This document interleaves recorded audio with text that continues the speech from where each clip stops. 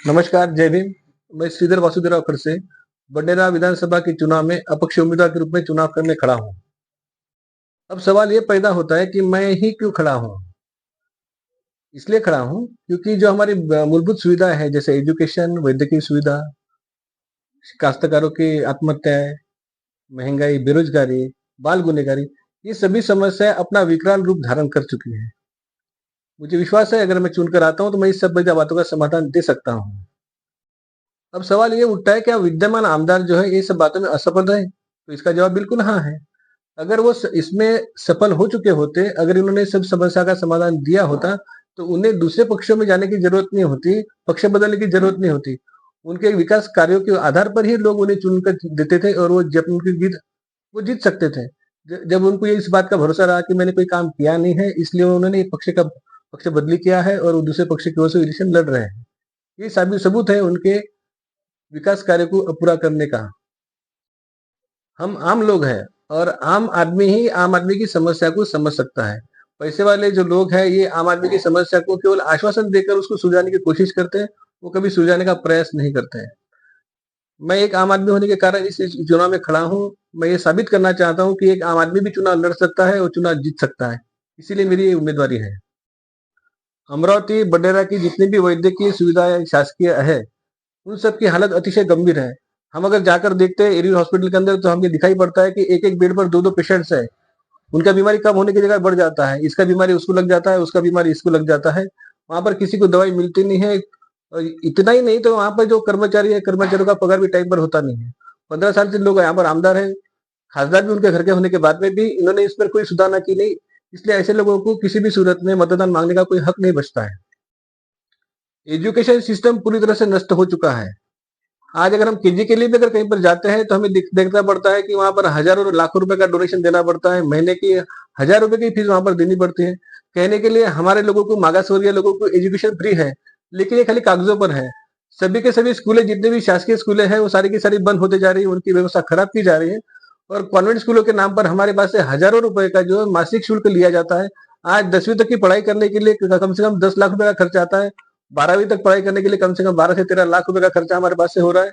ये सिस्टम हमें कर्ज बाजारी बनाते जा रहा है। आज किसी और चीज के लिए हमें कर्ज लेने की जरूरत नहीं गिरती है, लेकिन आज एजुकेशन के लिए हम लोग कर्ज ले रहे हैं, हम लोग कर्ज बाजार इसके लिए हो रहे हैं। यहाँ के बेरोजगारी अपनी चरम सीमा पर है।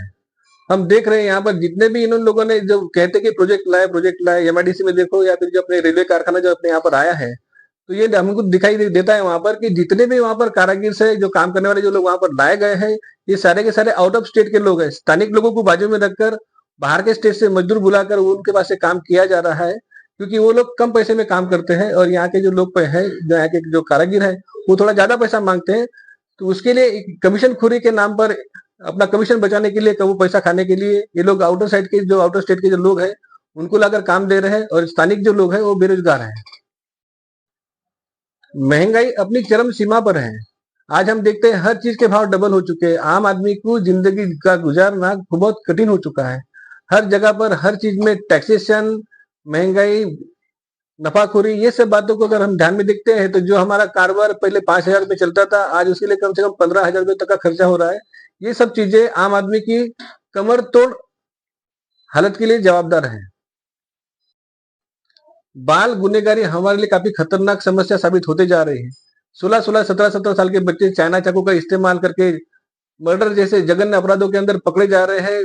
एरिया एरिया में खून हो रहा है, दोस्त दोस्त की जान ले रहा है। ये सारी समस्या, बच्चे शराब के आदी हो चुके हैं। ये सारी समस्या हमारे लिए काफी खतरनाक हो रही है। दिन ब दिन अगर ये सब बातें बढ़ती जाएगी तो हमारे यहाँ पर सिवाय हिंसा के और कुछ नहीं बचेगा। किसानों की आत्महत्या कई सालों से चलते आ रहा है, समस्या हमारे सामने है। सब लोग प्रयास कर रहे हैं कि ये कम हो जाए, लेकिन किसी के पास इसका सोल्यूशन नहीं है। प्रॉब्लम खाली इसमें इतना है कि हमारे यहाँ की जो मेन फसल है, जैसा तूर हो गए, कपास हो गया, हमारा सोयाबीन हो गया, ये हमारे यहाँ की प्रमुख फसलें हैं। होता ऐसा है कि जब ये फसलें आज पक जाती है पूरी, उसी समय में बारिश का जो पानी है वो खत्म हो जाता है, बारिश का सीजन खत्म हो जाता है। फिर हमारे जो काश्तकार भाई हैं, ये उनको अपने बोरिंग का, कुएं का पानी देते हैं। लेकिन समस्या उसमें ये आती है कि जो बोरिंग का पानी होता है वो हार्ड होता है इसलिए उनके प्रोडक्शन के अंदर कमी आ जाती है। इस पर हमारा सुझाव ऐसा होता है कि वायस वाटर सॉफ्टवेयर लगाने के बाद में ये हम पानी को सॉफ्ट कर देते हैं और ऐसा पानी सॉफ्ट होने के बाद में जो फसलें हैं, फसलों का पूरा पोषण करती है, उससे उनका जो प्रोडक्शन बढ़ जाता है और काश्तकार को काफी इसमें मुनाफा हो जाता है।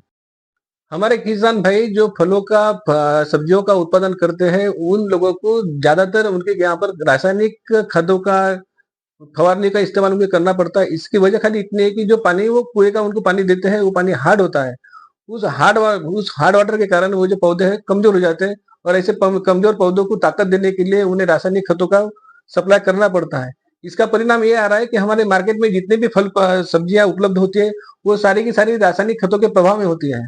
हमारा जो सोल्यूशन है उससे ये होगा कि अगर हम खेती में अगर वाटर सॉफ्टनर लगाने के बाद में अगर हम फसलों को वाटर सॉफ्ट वाटर अगर देते हैं, तो वो पौधे अपने आप में ही ताकतवर होते हैं, उन्हें किसी भी रासायनिक खतों की या फिर किसी फवारे की जरूरत गिरती नहीं है।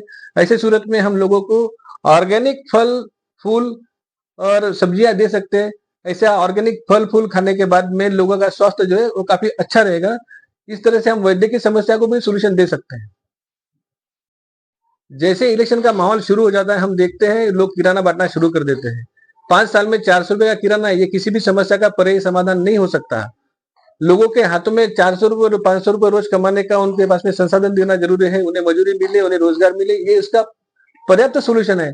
वो पर्याप्त सोल्यूशन में ये लोग असमर्थ हो जाते हैं, और फिर लोगों को बहलाने के लिए उनको 400 रुपए का 5 साल में एक बार किराना बांटकर लोगों को आकर्षित करना चाहते हैं, जिससे हमारे यहाँ के लोग दिन ब दिन जो मांग कर खाने की जो उनकी आदतें हैं वो बढ़ते जा रही है। इससे समाज की व्यवस्था जो है कमजोर होती जा रही है।